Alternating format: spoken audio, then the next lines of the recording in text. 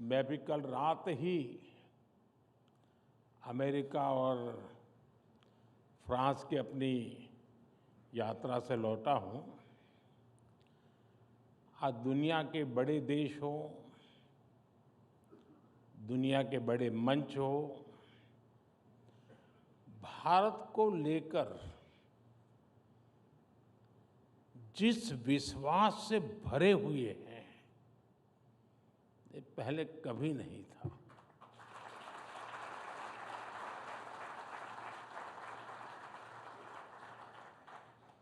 ये पेरिस में AI action summit के दौरान हुए डिस्कशन में भी रिफ्लेक्ट हुआ है।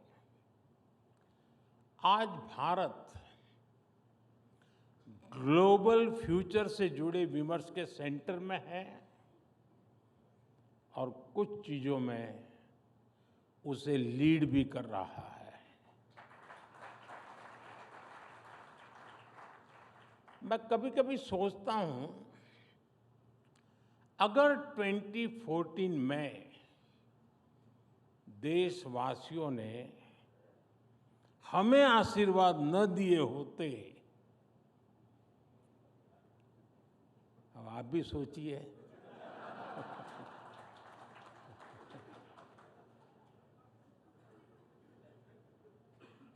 भारत में रिफॉर्म्स की एक नई क्रांति शुरू होती, यानी मुझे नहीं लगता है कि हो सकता है, ये कतई नहीं होता। आप भी इस बात को यानी सिर्फ कहने को नहीं, कन्विंस होंगे। क्या इतने सारे बदलाव होते क्या?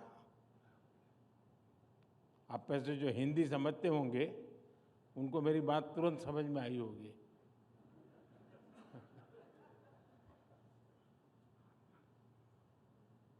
देश तो पहले भी चल रहा था। कांग्रेस स्पीड ऑफ डेवलपमेंट और कांग्रेस स्पीड ऑफ करप्शन, ये दोनों चीजें देश देख रहा था। अगर वही जारी रहता तो क्या होता? देश का एक अहम टाइम पीरियड बर्बाद हो जाता। 2014 में तो कांग्रेस सरकार ये लक्ष्य लेकर चल रही थी कि 2044, यानी 2014 में वो सोचते थे और उनका डिक्लेयर टारगेट था कि 2044 तक भारत को 11th से 3rd लार्जेस्ट इकोनॉमी बनाएंगे। 2044,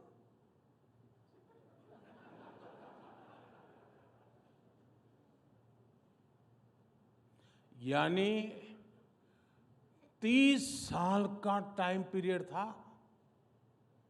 ये था कांग्रेस का स्पीड ऑफ डेवलपमेंट। और विकसित भारत का स्पीड ऑफ डेवलपमेंट क्या होता है, ये भी आप देख रहे हैं। सिर्फ एक दशक में भारत टॉप 5 इकोनॉमी में आ गया।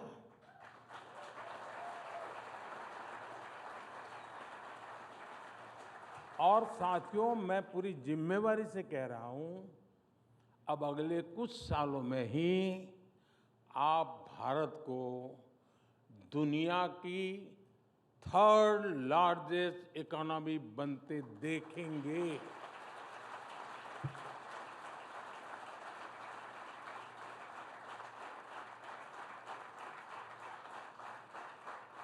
अब हिसाब लगाइए, 2044,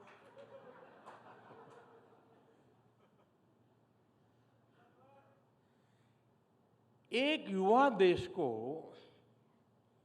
यही स्पीड चाहिए और आज